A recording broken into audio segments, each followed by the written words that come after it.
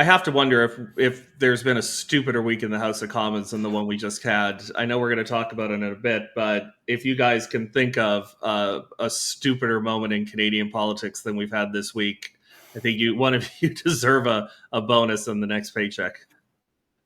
It might be Elbowgate, if you guys remember Elbowgate. Yeah, that was probably up there. Question period's always kind of been pretty dumb. And I say that from people who have been in opposition and on the government side, non-questions being given non-answers. But sometimes you wonder, couldn't our elected officials and the thousands of people we employ to support them be doing something better, or at least more productive with their time? Maybe even less costly. I don't know. I guess we'll talk about it when we get going. Leia, let's get started.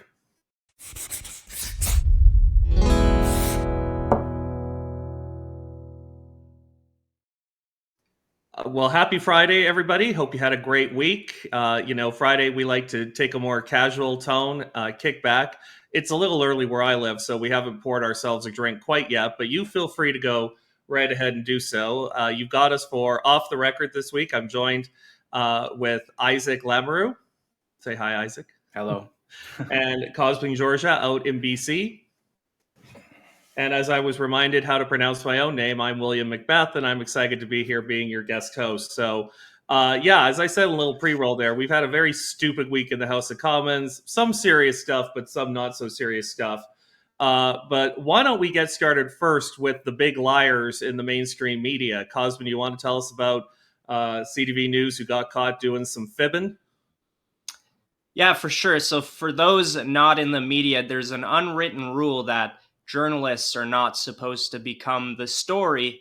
But this week, we've seen CTV News essentially launch themselves into the national news scene because they were caught red-handed splicing a video of Conservative leader Pierre Poilievre to make it look like he said something that he entirely did not say. So they took a clip of him talking about a carbon tax election completely out of context and spun it so that it looked like he was opposing the Liberal government's dental care plan. So we've got a couple clips here. The first one is actually the original unedited version of this clip. So let's launch that now. That's why it's time to put forward a motion for a carbon tax election. So that's the unedited clip. That's what Pierre Poilievre actually said. Here is the clip that CTV News spliced and used. That's why we need to put forward a motion. So that was prefaced by a CTV News reporter talking about the Liberal dental care plan and opposition to it, which is not true. So the Conservatives, their director of communications, called out CTV News for this tweet, for this video, essentially saying that it was entirely edited, taken out of context, and spliced, and demanding that CTV News account for this. Now, CTV News officials actually came out and gave a sort of muddied statement, half an apology, half an admission of guilt, but they didn't really actually say sorry. And this led the CPC to come back at CTV News and blacklist any MPs, any member of caucus from actually taking interviews, showing on appearances on CTV News. So this has been going on pretty much the second half of this entire week, and it's become a scandal in the legacy media because it really shows their bias. And the latest development is CTV News saying they've let go the two editors, I presume, responsible for this clip splicing, and they put out a statement essentially saying, admitting that this was wrong, but they don't actually say that it was done purposefully in that statement. So I'm going to put it to you, Isaac. Is this enough from the CTV? Well, that's a tough question, Cosmin, and I'll put it this way. the statement on Monday that CTV issued got ratioed completely, having far more comments than likes and people just bashing them completely. Whereas their newest statement on Thursday, where they announced firing the journalists, it had a lot more likes than comments, first of all, but the comments were largely filled with people noting their surprise that CTV took any accountability at all.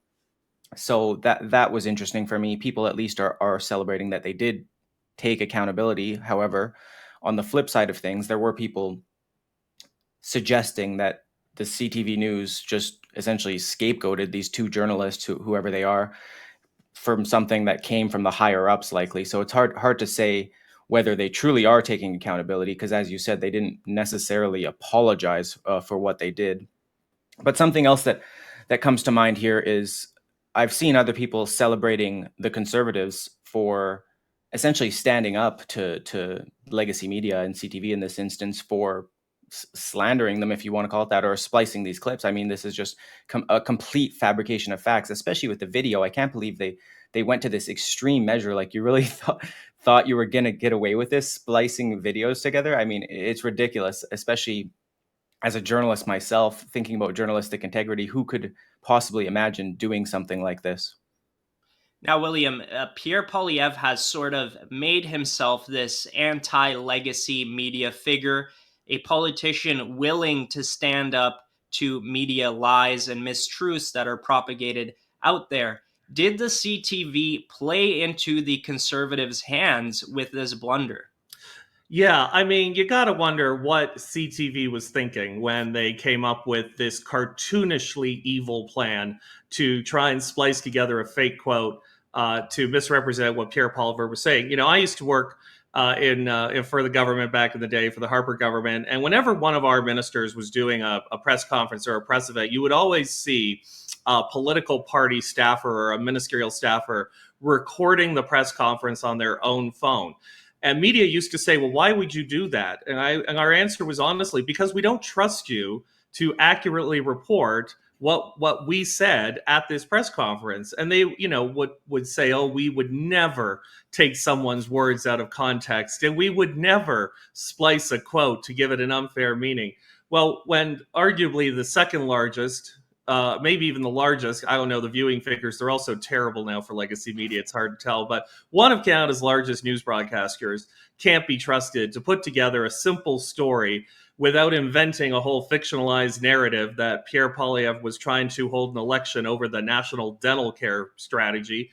It brings out the question of real trouble. And as Isaac's pointed out, I've really enjoyed some of the fallout, because now I'm seeing former Liberal staffers say, oh, this poor working single mother has lost her job because of Pierre Poilievre's attack against the media. It's like, pretty certain that the person who faked the clip lost her own job when she decided not to do news anymore, but fiction.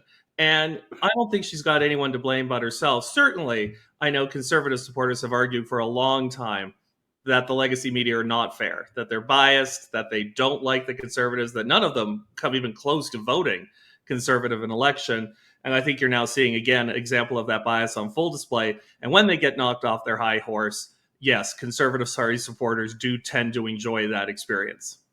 Well, I just wanted to add, because you would expect this sort of behavior from CBC, which is a publicly government-funded outlet that receives all of its money due to the graces of the Liberal government. But as you were correct to mention, William, CTV News is, I'm pretty sure, the biggest privately owned media company in Canada. They're owned by Bell Media. And to see this like blatant anti-conservative bias, it's funny. Actually, yesterday, they did a segment here in British Columbia where the BC Conservatives are surging. They're actually tied with the BC NDP. They did a segment about John Rustad talking about how climate advocates have been pushing people to, adopt eating insect proteins, alternative proteins instead of meat to save the climate. And they tried to mock him. But then I found a clip from a year before where they went to a bug bake-off talking about how great it is to eat bugs. So the bias is so obvious, and I think more Canadians are waking up to this evident fact that there is an anti-conservative leaning in the legacy media. Yeah, I mean, Isaac, your background has a bit of well, maybe not full legacy media, but certainly we would say non-independent media. What was your experience like when you had to cover stories? Did you ever find there was either an explicit or maybe implicit direction if it's a conservative, try and hurt them, mock them, make fun of them, spin them, maybe don't give a full story? I'm just guessing. You can tell me that never happened and I would accept it, but... Yeah, no, obviously, for those who don't know, I worked for various French legacy media, but my editors were pretty respectful, I guess, in the sense that they knew I was a conservative, so they really didn't make me do any media bias in the political sense, although I did have to cover a few conferences on climate craze, let's call it, where they would be, I'd go as far as saying, indoctrinating kids regarding eco stuff. And the main problem I had with those conferences would they would raise all these concerns and raise all these problems, but they would offer no solution. So it's like, well, you're saying all of these things, you're saying this is the worst thing that's ever going to happen to you. These kids are scared for their lives, but it's like, well, what's the solution? You haven't offered any. So that was the main thing with me working in legacy media. Last thing I wanted to mention, which I almost forgot, was I saw a statement issued by Anna Poilievre, Pierre's wife, obviously, and she said, quote, "My husband is a fighter and I couldn't be more proud. Canada needs a leader with unwavering principle and conviction, someone who stands firm for what's right. Even when the media, critics, and so-called experts try to tear him down, he's strong, smart, and exactly who this country needs. The fight for a better Canada continues." And then in parentheses, yes, the media bias is real, but conservatives will keep fighting for the people. So that kind of speaks to what you were saying, William, feeding into this media bias story. I'm sure the statement of support from Sophie Trudeau for her husband will be coming out any moment now. Hey, ex-husband. So, of course, this was all beginning with the comments related to the non-confidence motion that happened earlier this week, following the famous tearing up of the supply and confidence agreement by Jagmeet Singh. There was a motion of non-confidence put forward in the House of Commons by the Conservatives. And as we know now, that motion wasn't successful, but I think it kicks off the season of no confidence votes in Ottawa. And we have a bit of a clip showing the end of that confidence vote and some of the subsequent analysis, quote unquote. Now, I should say this is a CTV news clip. We believe that this is accurately what happened, but as we maybe have learned over the past week, take it with a grain of salt in case CTV had also done some splicing and dicing on this one. This was the first, but not the last test of the Liberal minority this fall. The Conservative-led push to bring down the government was defeated, despite pressure from Pierre Poilievre to send Canadians to the polls. He wants a climate change election. Let's have that election in the right time. Will he call it today? The Bloc and NDP voted with the government, stating they still have confidence in Justin Trudeau. But before the vote was even called, Bloc leader Yves-François Blanchet issued an ultimatum, giving the government until the end of October to help enact a pair of Bloc bills about pensions and supply management, or risk an election before the new year. There's not so much room for discussion. Wasting no time, the Conservatives are set to serve up another non-confidence motion on Thursday, a move the Liberals called lame parliamentary games. But I think it shows the desperation of Mr. Poilievre. I do love that spin, the desperation of Mr. Poilievre. Well, yes, along with millions of Canadians desperate to have an election. Also, was it my imagination, or in that vote, did Jagmeet Singh bring a baby into the House of Commons? I'm not sure what that was in aid of. Maybe he just couldn't get affordable childcare, despite that being a major promise of his once coalition partner. So with all of that, do you think it's interesting, of course, that political parties like the Bloc and the Democrats, who have been routinely attacking the government, when asked to put their money where their mouth is, actually aren't following through and voting down this government to cause an election? Cosmin, what do you think? For sure. I think the Liberals are in a precarious situation. They are backed in a corner, and the Bloc are salivating at the opportunity to get every last ounce of concessions from this government because they have the upper hand here. The NDP has backed away, and now the next, cannibal party that feasts on the corpse of this Liberal government is going to take what it can. And it's just the situation we're in. It's gonna be a volatile period in the House of Commons. You're gonna see these pushes for non-confidence motions, but honestly, I have my doubts that either the Bloc or the NDP want an election right now. I know the Bloc had a good running in the recent by-election, but I'm not so sure that will translate in a general election.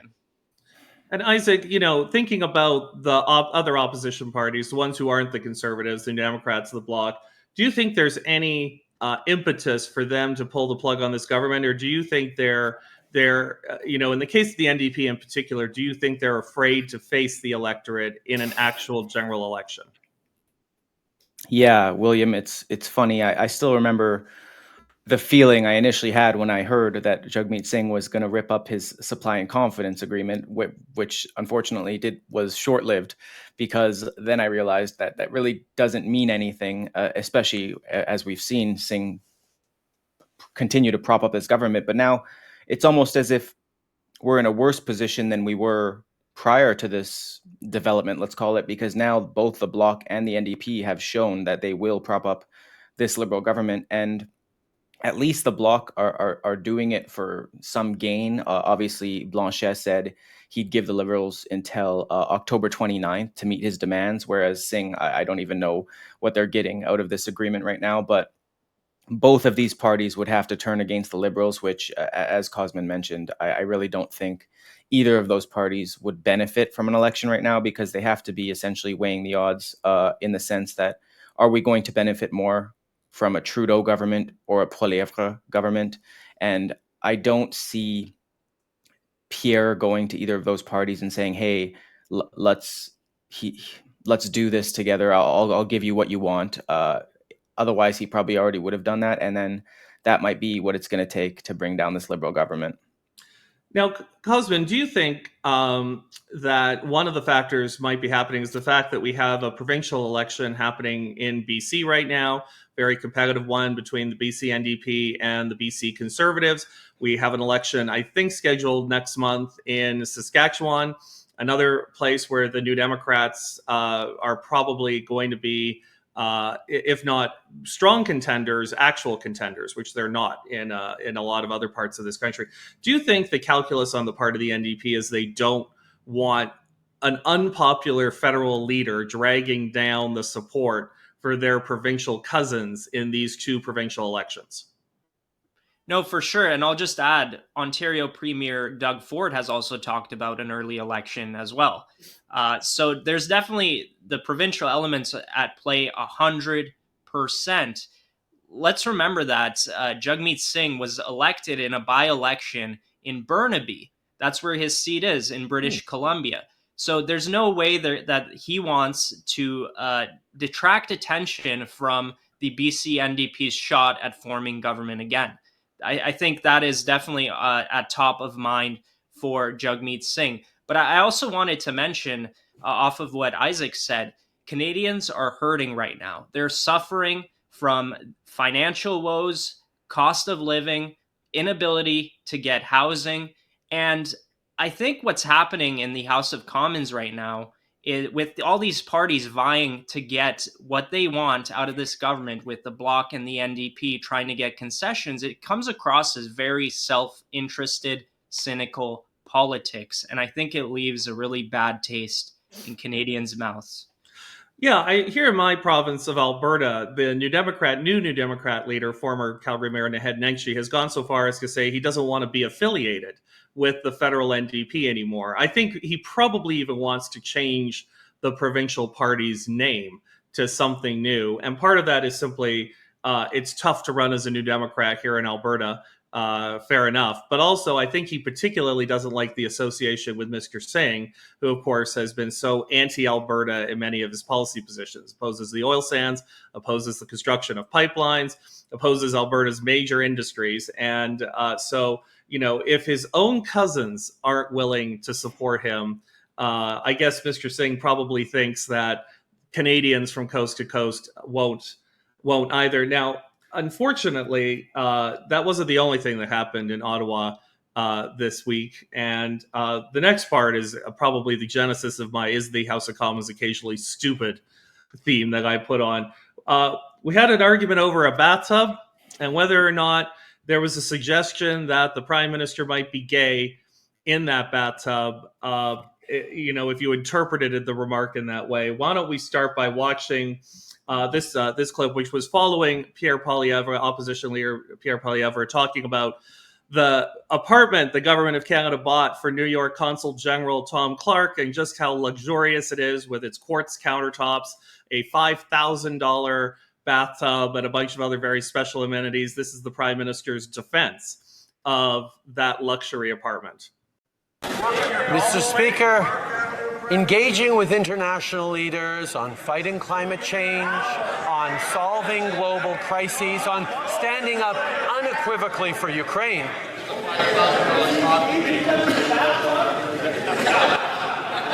The Right Honourable Prime Minister from the top, please. Mr. Speaker, don't worry, on this side of the House, we're used to casual homophobic comments from the other side of the House.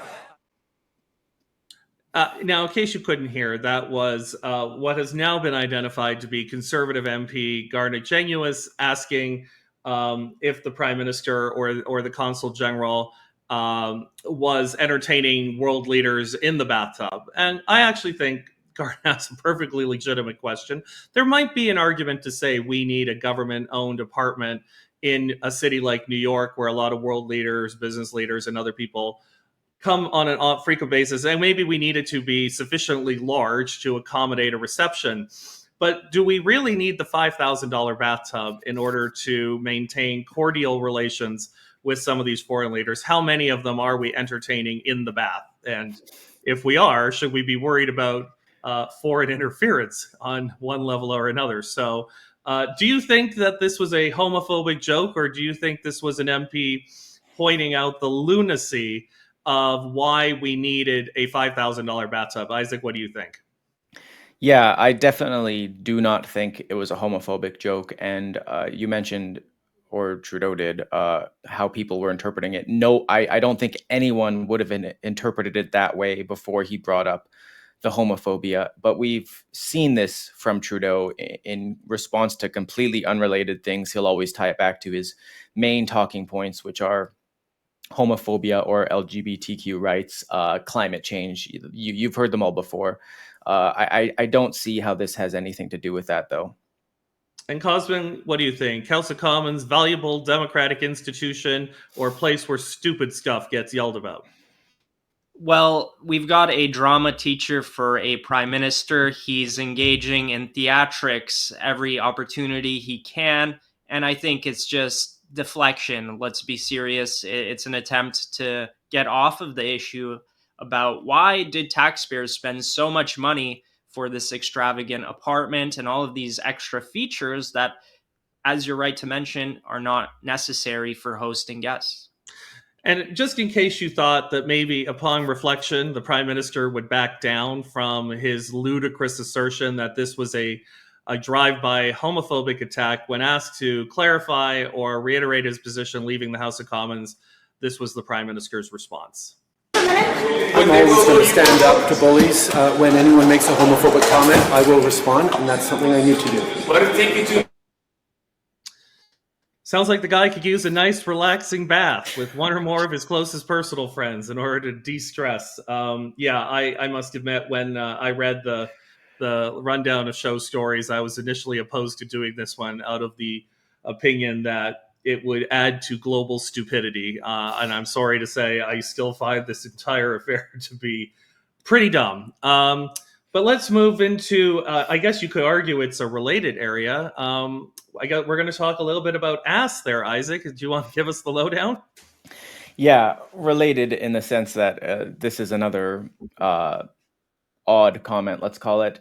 So, Ontario Premier Doug Ford let able-bodied homeless people who aren't working know that he's sick and tired of them. So he was asked about the more than 1,000 people currently on wait lists for affordable housing at a completely unrelated news conference on Monday, and then he said the following. Let's just roll the clip quickly.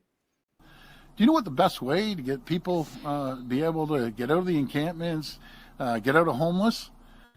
Get an application and drop it off one of these companies and start working. You need to start working if you're healthy. Bottom line, if you're unhealthy, I'll take care of you the rest of my life. Your life will take care of you. But if you're healthy, get off your ASS and start working like everyone else is. Very simple. And then I'll just cover a few other things that Ford mentioned at the press conference, which was firstly, he said that Ontario is the fastest growing jurisdiction in North America. He said they added 800,000 people last year, which was larger than the biggest two states in the United States combined.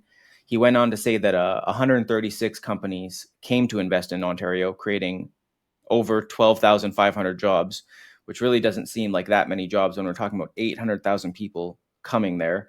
So while I appreciate Ford treating able-bodied homeless people like adults, saying, look, if you want to change your woes, you got to start working.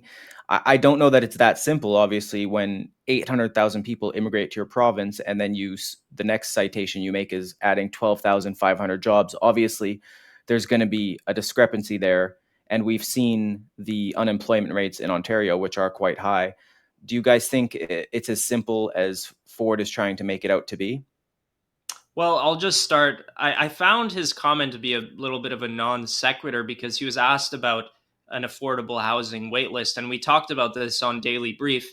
Affordable housing doesn't mean you're homeless. There's cutoffs for $100,000 a year to get into affordable housing. There's a lot of ordinary middle-class people who rely on affordable housing, sadly, in Canada today, so that they can have a place to live, because they can't afford to, the multi-$1,000 rents in Vancouver, Toronto, or Montreal.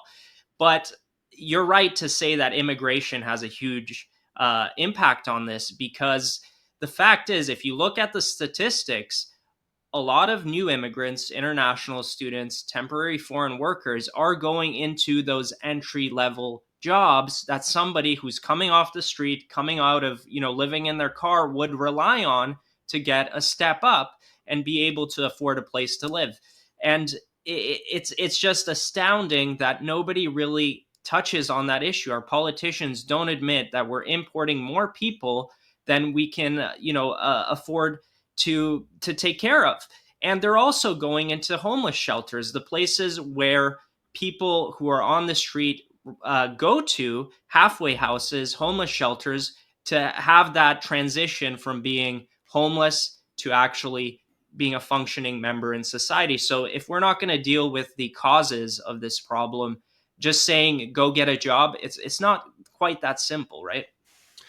So when I heard the comment, it reminded me, I found Doug Ford, God rest Rob Ford, Doug Ford to be channeling his inner Ronald Reagan, because the president was famously asked about social program funding, and he said that the best social program out there was a job. Do you think there's a belief that some people are simply taking advantage of Canada's generosity as opposed to doing what the rest of us do, which is to get up each morning, go to work in a job, earn a living, and use that to pay for our bills and our living expenses? Do you think there are some people who said, nah, I'd rather not work and take advantage of Canada's generous socialist programs instead? Do you think it's a problem? Yeah, I do. And some people from many streams, not just the immigrant side of things, but also Canadian employers, we've seen have exploited, in some instances, the temporary foreign worker program, for example, where they're only supposed to be hiring temporary foreign workers when they have an essential need for them. But of course, they're going with them instead of Canadians because they can pay them less, or other instances. So yeah, I mean, there's many different streams of exploitation, let's call it. But we've seen the videos in Toronto for these entry-level jobs. I mean, the lineups for them are hours long. So as you mentioned, Cosmin, for someone who's homeless and would rely on a job as such to get back on their feet, if you will. It's not as simple as just going to McDonald's and getting a job when these places are pretty much impossible to get a job at. And I'll just say this, as somebody who was born in a different country, Canada, barring Scandinavian countries, is one of the hardest countries to become homeless in. Let's be real. There are so many opportunities, so many safety nets for people to rely on where they don't have to be in that situation. Now, I'm not going to discount the serious things such as like addiction, mental health issues, trauma, being a victim of abuse, having to flee an abusive household. Those are very real, but there are definitely people who choose to be out on the streets. Here in Vancouver, in downtown East Side, there's a lot of people who decide to be there because it's a lifestyle for them almost. They don't want to get a job. They do get either, employment insurance. They have other means to get social grants and money, and they'd rather be out here than actually live their life. And that begs the question, what has happened where people are choosing that over a meaningful life where they can be productive members of society? I think there's some fundamental questions we need to ask about why people are choosing that path. And with the drug crisis, a lot of these people are actually young men between the ages of 20 to 40 who have just found no purpose in society any longer. I'm just reading a quick note from the producer saying that I should have given a warning that I was going to use the word ass. This is now a PG-13 segment, and that segment should not have been watched by young children without parental supervision. True North apologizes for anyone scandalized by the use of that word. Just heading into just a related story there, Cosmin, about affordable housing and homelessness. We see a quote-unquote innovative housing strategy coming out of British Columbia. Some actually aren't convinced it's innovative at all. What is happening on the affordable housing front in British Columbia's election? Right. So in the last week, Premier David Eby has made two significant housing announcements. But what they essentially entail is they are leasehold schemes. So we have a situation where the government is partnering with First Nations and certain private investors to build these homes that will still be owned by the land, at least will be owned by the First Nation, but people will be able to essentially sign up for a 99-year lease, 40% of which is funded by taxpayers. So the government will be using taxpayer money to spend on 40% of the value of these properties, whereas 60% the buyer will be able to put a down payment on. But like I said, this is a leasehold. So if you know anything about real estate, a leasehold means that you might have, some stake on the building, but you don't have the land title. So you don't actually own the piece of land that the property is on. And that raises a lot of consequences. First of all, the property doesn't appreciate. So when you go to resell it, you're not going to make any sort of profit on it. And then secondly, the person who owns the land could kick you off theoretically if they really wanted to. So it's very troubling. And I spoke to a realtor from Vancouver who put this in plain terms, that this is glorified rentals. The government is becoming a landlord. So you're going to have people who need housing, and Premier David Eby is calling this a home ownership dream, as if this is what people want. They want to lease a property for 99 years from the government. That's not it. They want something they can have for their entire life and then pass it on to their next generations. So, William, is this the solution to the housing crisis? Yeah, I was going to say it sounds almost like a timeshare plan where you buy in for a set amount of time and then it reverts to the property owner. And certainly the idea that your house isn't going to gain any value and in fact will lose value over the course of you owning it is not attractive for a lot of people who see their property as a place to build some equity, to build up some revenue, some wealth that they can use in order to fund their retirement or something else. So, Isaac, what do you think? The dream of home ownership or government scheme that you try and get sold upon visiting a hotel in Mexico and say, oh, you could live here full time for only $9.99? Yeah, so many different things I want to mention about this. First, we'll start off with the quote from EB, home ownership dream. I mean, that in itself is a lie. You don't own the land. How is it a home ownership dream? And you mentioned one of the two most important things that I think of owning property are, firstly, as you said, building equity, but next, owning the land. You literally own land.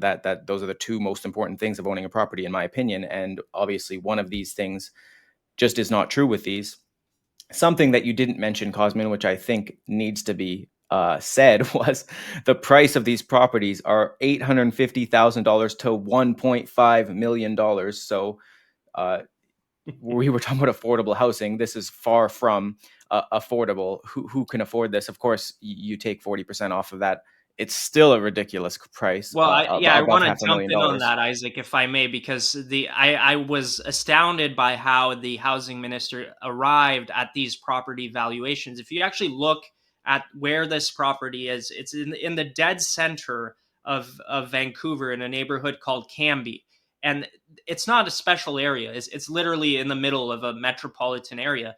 But this is the 3 bedrooms are valued at $1.5 million. This is the market valuation that the government arrived at for these properties in this area.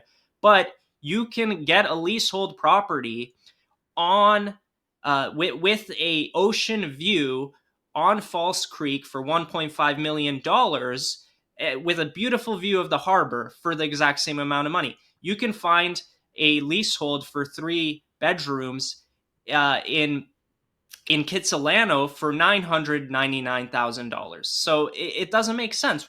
And the reason they put this valuation so high is because they wrote into this deal a profit for the private developers and the First Nations developers. That's the reason they get the payout.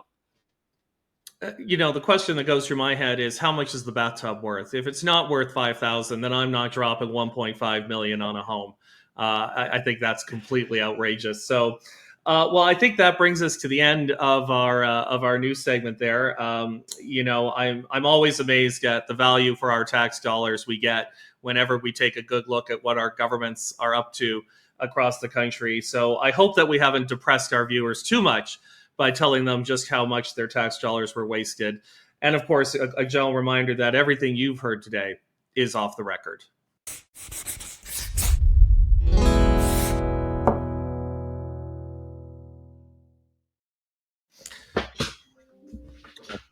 Well, now I'm worried that we're actually going to have a segment of our viewers who own very expensive bathtubs, and I'm going to be accused of being pejorative or bigoted against the wealthy bathtub community. That is not what I'm saying.